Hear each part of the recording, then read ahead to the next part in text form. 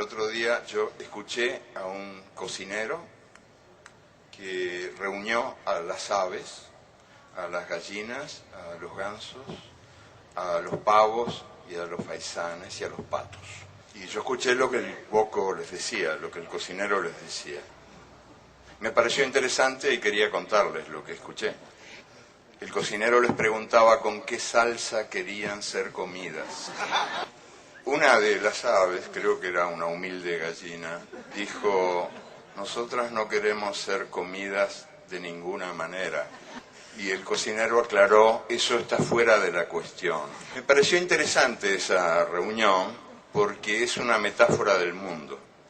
El mundo está organizado de tal manera que tenemos el derecho de elegir la salsa con la que seremos comidos.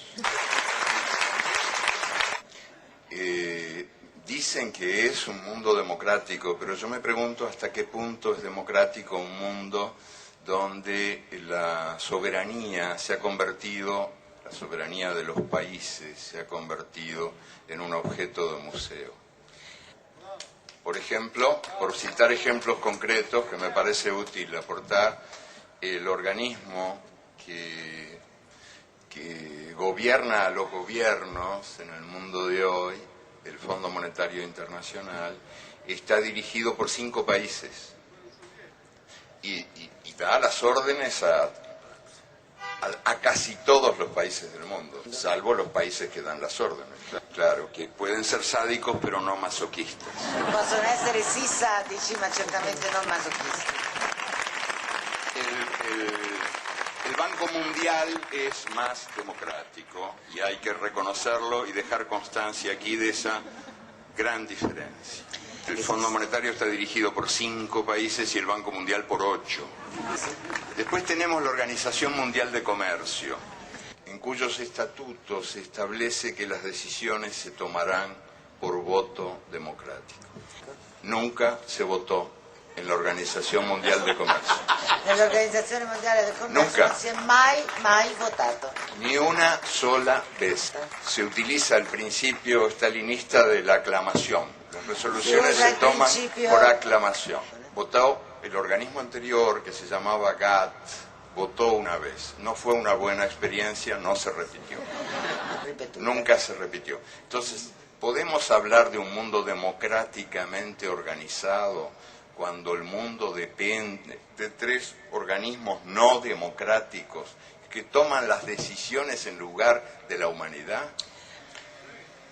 Podríamos también, si el tiempo diera, yo quiero ser breve, hablar del Consejo de Seguridad de las Naciones Unidas, que hoy por hoy parece que las guerras están bien cuando las Naciones Unidas las aprueban y están mal cuando no las aprueban.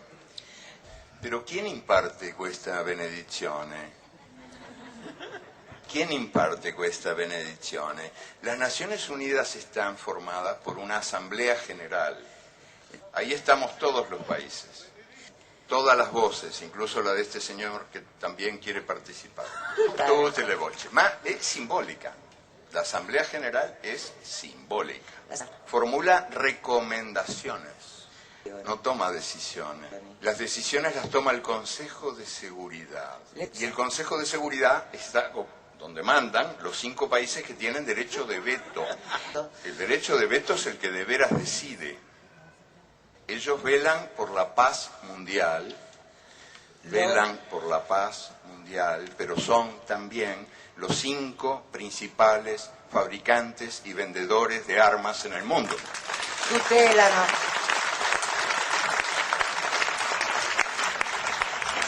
Claro, Estados Unidos, Inglaterra, Francia, Rusia y China. Los 5 principales fabricantes de armas en el mundo son los que tienen a su cargo nuestra paz. Así nos va. Claro, o sea, hacen el negocio de la guerra, pero venden la paz también. ¿Dónde? ¿Cómo?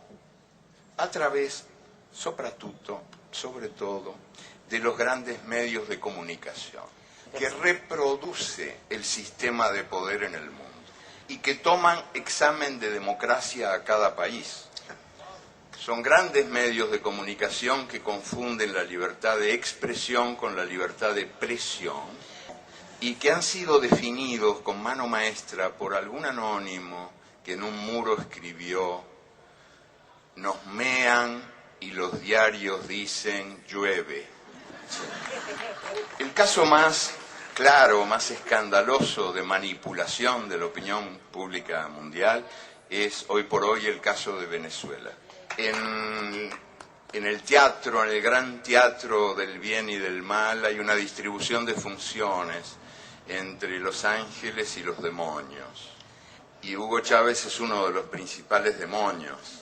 Es un dictador desde el punto de vista de las fábricas de la opinión pública mundial. Hugo Chávez es un dictador, es un extraño dictador, sin embargo. Ganó 8 elecciones en 5 años y ahora, recientemente, en el referéndum, fue el primer presidente en la historia de la humanidad que puso su cargo a disposición de la gente. Y ganó 6-4, 60% contra 40%, en unas elecciones a las que yo asistí como observador. Sí, puedo dar testimonio de que fueron elecciones transparentes, donde por primera vez se logró evitar que votaran los muertos, que en Venezuela tenían la mala costumbre de votar, y que es una mala habitude, una negativa habitude, ¿no? Y también se logró evitar que cada persona votara varias veces, por el mal de Parkinson, que mucha gente ponía muchas veces votos en las urnas, ¿no? La misma persona. Entonces Venezuela es un país extraño, donde ocurre esto, y al mismo tiempo uno asiste a las denuncias por la falta de libertad de expresión. Uno enciende la televisión y en la pantalla de la televisión hay un señor que dice: aquí no hay libertad de expresión. Y uno enciende la radio y en la radio hay una voz que clama: aquí no hay libertad de expresión. Y uno abre el diario y hay un título enorme que dice en el diario: aquí no hay libertad de expresión. Hubo un solo medio de comunicación clausurado en Venezuela en los últimos 5 años, el Canal 8 de televisión. El Canale 8 de la televisión. Pero no fue clausurado por Chávez, sino por estos demócratas que tomaron el poder a través de un golpe de Estado durante 48 horas.